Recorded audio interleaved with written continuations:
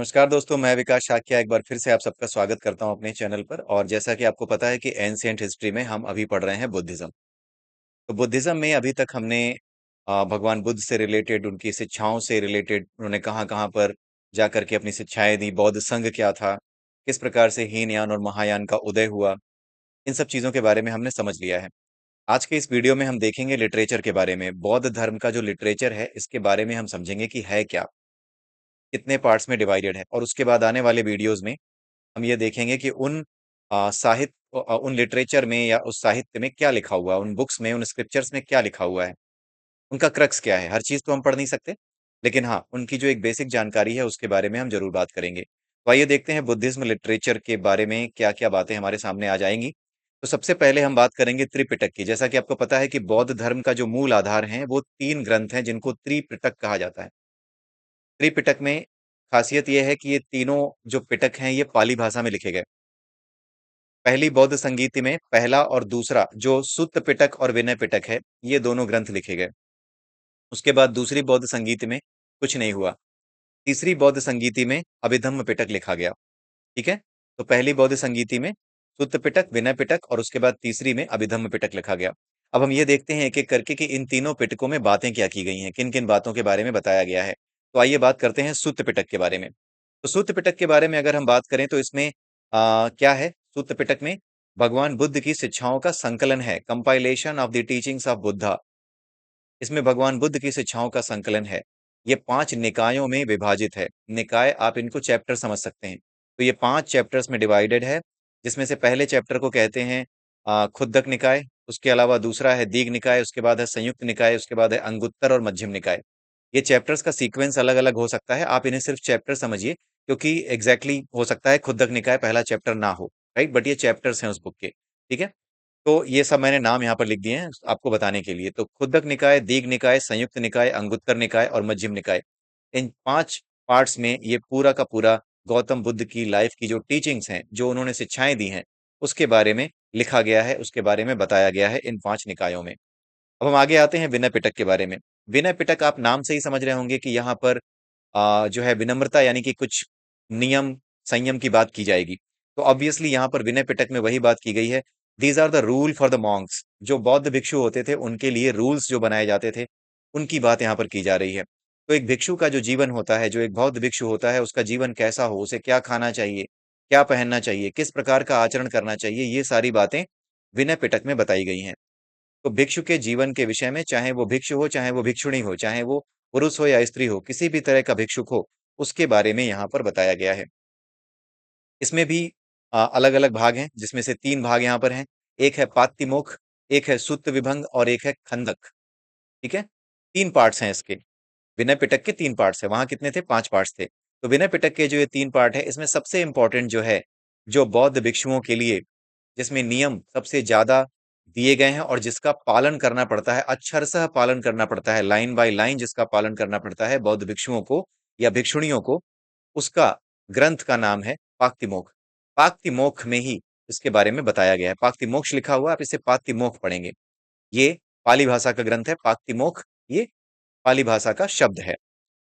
तो यहाँ पे क्या बताया गया है पाक्तिमोक्ष में? पाक्तिमोक्ष में ये बताया गया है कि नियम क्या होंगे बौद्ध भिक्षुओं के लिए, उसके अलावा क्या करना है, क्या नहीं करना है। अगर कुछ गलती हो जाए, अगर कुछ गलती हो जाती है, गलतियां होंगी ही, इंसान है तो गलतियां होंगी, तो उसका रिपेंट यानी कि उसका आप जो है पश्चाताप कैसे करेंगे, प्रायश्चित कैसे करेंगे, उस प्रायश्चित करने के नियम भी पातिमोक्ष में बताए गए हैं। ठीक है। उसके आगे आते हैं हम अभिधम्म पिटक के बारे में। तो अभिधम्म पिटक ये जो है तीसरी बौद्ध संगीति में लिखा गया था। इसमें क्या है, अभिधम्म पिटक जो है वो क्वेश्चन और आंसर यानी कि प्रश्न उत्तर के फॉर्मेट में है। प्रश्नों और प्रश्नों के उत्तर के रूप में इसका संकलन किया गया है। तो इसमें 7 स्क्रिप्चर्स हैं। ठीक है। 7 इसमें पार्ट्स हैं, 7 किताबें हैं अभिधम्म पिटक में। आप ये कह सकते हैं कि 7 चैप्टर्स भी कह सकते हैं, या फिर 7 अलग अलग स्क्रिप्चर्स इसमें लिखे गए और उन सातों स्क्रिप्चर्स को मिला करके अभिधम्म पिटक कहा जाता है। तो इसमें भगवान बुद्ध का जो दर्शन है, बौद्ध धर्म का जो दर्शन है, उसके विषय में बताया गया है। किसमें? अभिधम्म पिटक में। बौद्ध धर्म के दर्शन के विषय में जब इसमें बताया गया है, तो इसमें जो 7 पार्ट है उसमें जो सबसे इंपॉर्टेंट पार्ट है उसका नाम है कथावत्थु। ये सबसे इंपॉर्टेंट है। इन सब के बारे में हम आगे चल के पढ़ेंगे, इंपॉर्टेंट क्यों है, इसमें क्या लिखा गया है, ये सब बातें हम आगे चल के अगली वीडियो में देखेंगे। लेकिन आज मैं आपको केवल और केवल एक परिचय दे रहा हूँ। कुल मिलाकर के अगर मैं ये कहूँ कि आज का जो वीडियो है, अगर कोई व्यक्ति ऐसा है या आप एक स्टूडेंट हैं ऐसे जो कि मेरे वीडियो को देख रहे हैं, तो ये एक ऐसा वीडियो है जो आपके एग्ज़ाम में बहुत ज़्यादा काम आएगा। ये क्वेश्चंस बहुत ज़्यादा आते हैं, ठीक है? यहाँ पर जो बातें बताई जा रही हैं, वो सब की सब यूपीएससी के, यूपी पीसीएस के मतलब किसी भी स्टेट पीसीएस के सिलेबस में आपको मिलेंगी और यहाँ पर जो कुछ बताया जा रहा है, उसे जोश-जोश में कोई ऐसी चीज़ मत मान लीजिएगा कि हाँ, कोई ब्राह्मणवादी संस्था स्थापित करने के चक्कर में मैं यहाँ पर आपको गलत बता रहा हूँ। मैं आपको जो यहाँ पर बता रहा हूँ, अगर आपने इसका उल्टा कुछ भी लिखा या उसका इस पर ध्यान नहीं दिया या इसके अतिरिक्त कोई उत्तर लिखा, तो आपके नंबर कट जाएँगे, आपको नंबर नहीं मिलेंगे। क्योंकि राजनैतिक बौद्ध बनोगे, तो हमेशा गड़बड़ करके आओगे। आपको बुद्ध धर्म को उसके वास्तविक रूप में समझना है, तो सबसे पहले तो अपने मन से द्वेष निकालिए। ब्राह्मणों के प्रति, सनातन धर्म के प्रति आपके मन में जो क्रोध, आपके मन में जो द्वेष भरा हुआ है, वो ज़हर है। इस ज़हर से दूर रहिए। ये ज़हर वासना से कम नहीं है और भगवान बुद्ध ने वासना से ही दूर रहने को कहा है। अपने शत्रु के साथ कभी नहीं रहना चाहिए। वासना आपकी सबसे बड़ी शत्रु है। आपका द्वेष आपका सबसे बड़ा शत्रु है। आप उस द्वेष से दूर रहिए ताकि आप वास्तविक ज्ञान को प्राप्त कर सकें। वास्तविक जो जानकारियाँ हैं उसे जान सकें। जानकारी और ज्ञान में फ़र्क होता है, ये भी हम आगे चल के पढ़ेंगे। तो जानकारी और ज्ञान में क्या फ़र्क है, ये सब चीज़ें हम समझेंगे और इस बात को हम समझेंगे कि क्या कहा गया है बौद्ध धर्म में, क्या इन ग्रंथों में समझाया गया है। सबसे इम्पोर्टेंट कौन-सा है? कथावत्थु है और ये मोगलीपुत्त तिस्स इन्होंने लिखा था। मोगलीपुत्त तिस्स वो थे जिन्होंने तीसरी बौद्ध संगीति यानी जो तीसरी बौद्ध मीटिंग हुई थी, उसकी अध्यक्षता भी की थी। ठीक है? तो इन पॉइंट्स को आप चाहें तो ये जितने भी स्लाइड्स हैं इनका स्क्रीनशॉट ले लीजिए if you are a student then ये आपके बड़े काम आएगा क्योंकि ये एग्ज़ाम में आते हैं ये क्वेश्चंस, ठीक है? उसके बाद और भी साहित्य हैं बौद्ध धर्म के, जिनको हम जातक कथाएँ भी कहते हैं और बौद्ध धर्म का साहित्य श्रीलंका के इतिहास को लेकर के भी है। ठीक है? आइए उनके बारे में देखते हैं कि वो क्या हैं। जातक टेल्स ये पाली लैंग्वेज में है। ठीक है? श्रीलंका का जो साहित्य है, जिसको दीपवंस और महावंश कहते हैं। श्रीलंका का लिटरेचर है दीपवंस और महावंश। इस बुक में क्या बताया गया है? सबसे पहली बात तो जातक टेल हो या श्रीलंका का स्क्रिप्चर हो, ये श्रीलंका का जो लिटरेचर हो, ये दोनों ही दोनों जो बौद्ध धर्म से जुड़े हुए हैं, ये दोनों ही पाली लैंग्वेज में लिखे गए हैं। दीपवंश और महावंश श्रीलंका का लिटरेचर है। श्रीलंका का इतिहास ये बताता है, ठीक है? श्रीलंका के इतिहास के बारे में बताया गया है इसमें, कि क्या है श्रीलंका का इतिहास। उसके बाद आता है जातक टेल्स, जातक कथाएँ। जातक कथाओं में भगवान बुद्ध के पिछले जन्म की कथाएँ हैं। ये पाली लैंग्वेज में ही लिखी गई हैं। आप समझ सकते हैं कि पाली लैंग्वेज में लिखी गई वो चीज़ें जितनी भी हैं, अधिकतर वो किसकी हैं? हीन यानियों की हैं। यानी कि जो वास्तविक बुद्ध धर्म था, बौद्ध धर्म जो था, उसका साहित्य है ये। जातक कथाओं में भगवान बुद्ध के पुराने जन्म की, पिछले जन्मों की कहानियाँ हैं। तो इस बात को याद रखिए कि कहीं भी अगर ये क्वेश्चन आता है, जहाँ पर आपसे ये पूछा जाए कि बौद्ध धर्म पुनर्जन्म में विश्वास करता है या नहीं, तो जोश-जोश में राजनैतिक बौद्ध बन कर के गलत मत लिखाइएगा कि हाँ, विश्वास नहीं करता, ये पाखंडों में विश्वास नहीं करता। पुनर्जन्म का सिद्धांत अगर बौद्ध धर्म में समझाया गया है, तो इतना तो समझ ही लीजिए कि ये वैज्ञानिक सिद्धांत होगा। चलिए सनातन को नहीं मानते, वहाँ पुनर्जन्म की बात होती है, उसको मत मानो। बौद्ध धर्म में इसके विषय में बताया गया है और अगर भगवान बुद्ध ने इसके विषय में बताया है और बुद्ध भगवान को आप जो है समझ ही सकते हैं कितने बड़े महापुरुष थे, तो अगर उन्होंने कहा है तो कुछ तो बात होगी ना। अगर बौद्ध धर्म में इसमें सनातन धर्म की तरह ही पुनर्जन्म की बात की गई है, तो कुछ तो बात होगी, है ना? ये बात आपको कोई बताता नहीं है कि पुनर्जन्म की बात इसमें बताई गई है। ये केवल एग्ज़ाम देने वाले बच्चों को पता होती है और उनके पास टाइम नहीं होता। कि आपसे बात करने आएँ। आप जो कूड़ा-करकट फ़ेसबुक पे फैलाते हो या यूट्यूब पे कूड़ा-करकट कचरा देखते हो, आप देखते रहिए, वो अपनी तैयारी करता रहता है, तो उसका और आपका संपर्क नहीं हो पाता। तो उनके और आपके संपर्क के बीच की कड़ी बना हूँ मैं। तो यहाँ पर जितनी जानकारियाँ हैं, इनको सही तरीके से आप ग्रैस्प कीजिए, इनके बारे में समझिए, इनके बारे में बातें कीजिए ताकि ये चीज़ें आपको याद रहें।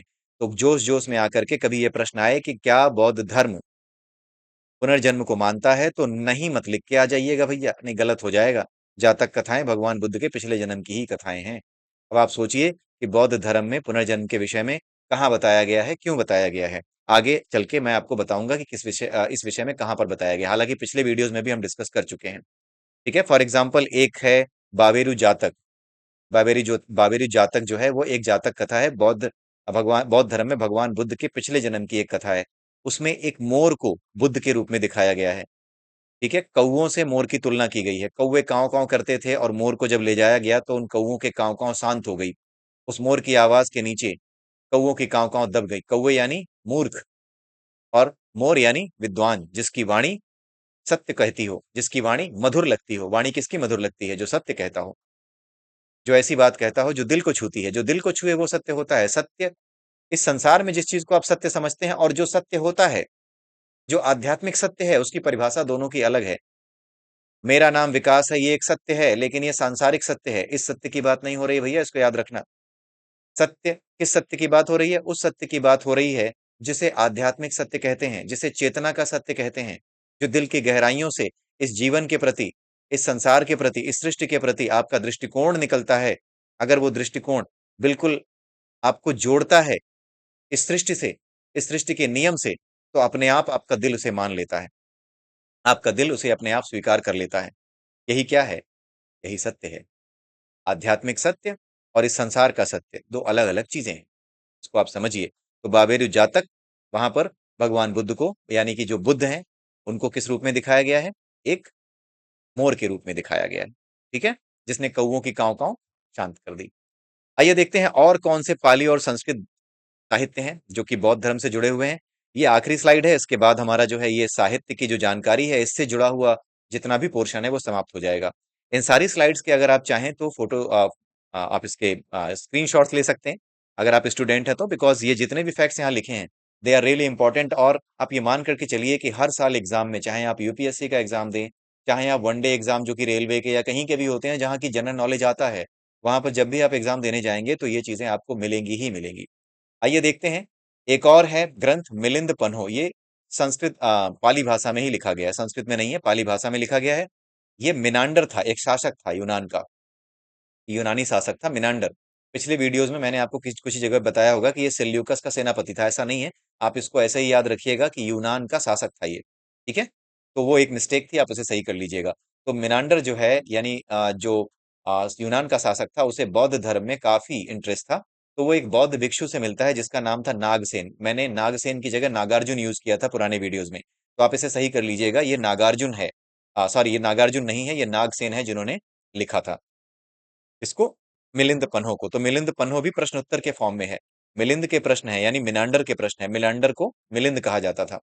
तो मिलिंद के जो प्रश्न है, उन्हीं प्रश्नों के उत्तर नागसेन ने संकलित किए हैं, उसके प्रश्नों और अपने उत्तरों को एक जगह पे कंपाइल कर दिया है, और उसी बुक का नाम है मिलिंद पन्हो। संस्कृत में इसी ग्रंथ को क्या कहते हैं? मिलिंद प्रश्न। और पाली में क्या कहते हैं? मिलिंद पन्हो। यानी कि अब आप समझ गए होंगे कि प्रश्न को पाली भाषा में पन्हो कहा जाता है, ठीक है। आइए देखते हैं संस्कृत के कौन से साहित्य थे। तो संस्कृत के साहित्य में सबसे पहला था बुद्ध चरित, जो कि अश्वघोष ने लिखा था। इसमें भगवान बुद्ध के जीवन के विषय में बताया गया है कि उनका बुद्ध का जीवन कैसा था, उनके जीवन की विशेषताएं क्या थी, उन्होंने अपने जीवन में किस प्रकार से एक उदार चरित्र, एक महान चरित्र का परिचय दिया अपने जीवन के माध्यम से। जैसे रामायण में क्या कहा जाता है, रामचरितमानस में क्या बताया जाता है, भगवान राम के जीवन चरित्र को बताया गया है कि एक ऐसा जीवन चरित्र जिसने अपने जीवन में अपने आप को मनुष्य से, एक साधारण पुरुष से एक महापुरुष, या फिर पुरुष से पुरुषोत्तम तक के सफर को तय करने में उन्होंने क्या क्या सहा, उन सारी बातों को बताया जाता है। तो वो जीवन चरित्र की बात होती है, भगवान राम के जीवन चरित्र की बात होती है। ठीक उसी तरीके से बुद्ध चरित्र, जो कि अश्वघोष ने लिखा था। अश्वघोष किसके दरबार में था? अश्वघोष कनिष्क के दरबार में था। कनिष्क कुषाण वंश का शासक था। कनिष्क के समय में ही कश्मीर के कुंडल वन में क्या हुई थी? चौथी बौद्ध संगीति हुई थी। ये फैक्ट्स हैं, ये आप याद रखिएगा अगर आप एग्जाम की तैयारी कर रहे हैं। नहीं भी कर रहे हैं तो भी चीजों को जानने में क्या बुराई है, जानिए। उसके बाद आता है सौंदरानंद। सौंदरानंद जो है वो भगवान बुद्ध का स्टेप ब्रदर था, यानी कि सौतेला भाई था। अब ये जो सौतेला भाई था, जब ये बौद्ध धर्म में प्रवेश लेता है, तो बौद्ध धर्म में प्रवेश लेने पर उसके जीवन में क्या प्रभाव पड़ता है? सौंदरानंद की पत्नी काफी दुखी हो जाती है, वो बहुत ही ज्यादा अपने आप को संभाल नहीं पाती कि हाँ, मेरा पति तो सन्यासी बन गया। तो इन सब चीजों का वर्णन सौंदरानंद में किया गया है, ठीक है। उसके अलावा एक और संस्कृत ग्रंथ है, ये सारे के सारे, ये जितने आप देख रहे हैं ना, ये सारे के सारे यहाँ तक, महावस्तु तक, ये सब के सब अश्वघोष ने ये सारे के सारे संस्कृत भाषा में ही लिखे गए हैं, ठीक है, अश्वघोष के द्वारा ही लिखे गए हैं। सौंदरानंद भी अश्वघोष द्वारा लिखा गया है। सारिपुत्र प्रकरण, ये भी किसके द्वारा लिखा गया है?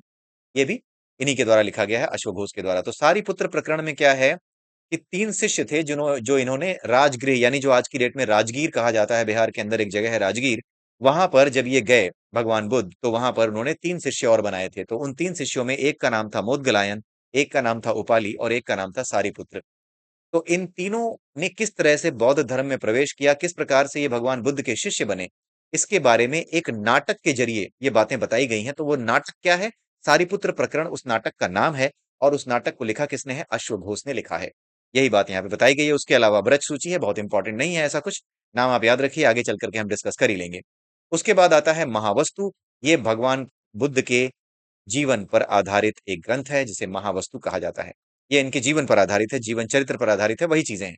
जीवन चरित्र पर आधारित कई ग्रंथ लिखे गए, एक बुद्ध चरित्र लिख दिया, एक महावस्तु लिख दिया। इन सब में क्या डिफरेंस है ये हम आगे चल के देखेंगे। आगे आता है अभिधम्म घोष। ये भी संस्कृत ग्रंथ है, लेकिन ये किसने नहीं लिखा? अश्वघोष ने नहीं लिखा। इसको किसने लिखा है? इसे वसुबंधु ने लिखा। वसुबंधु के बारे में भी हम पढ़ेंगे। ये एक विद्वान थे, आगे चल करके हम इनके बारे में देखेंगे। उसके अलावा एक महायानी स्क्रिप्चर है जिसका नाम है ललित विस्तर। आपने एक बुक का नाम सुना होगा जिसका नाम है द लाइट ऑफ एशिया। ये एडविन अर्नोल्ड ने लिखी हुई है।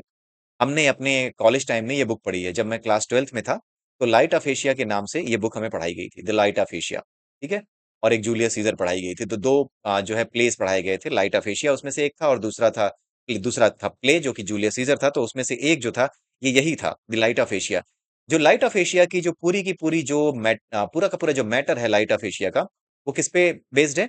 वो सारा का सारा बेस्ड है एडविन सॉरी वो सारा का सारा बेस्ड है महायानी स्क्रिप्चर ललित विस्तर पे। तो ललित विस्तर को ही रेफरेंस मान करके the light of Asia Edwin Arnold ने लिखी थी। इसमें भी लाइफ ऑफ बुद्धा यानी भगवान बुद्ध के जीवन के विषय में ही बताया गया है। मेरे पास ये बुक थी, अगर आप भी इस बुक को खरीदना चाहें, ललित विस्तर आपको खरीदना चाहें तो आपको मिल सकती है। अगर ललित विस्तर नहीं मिलती है, थोड़ा मुश्किल होती है, मैंने देखा है, ललित विस्तर इतनी ईजिली अवेलेबल नहीं है।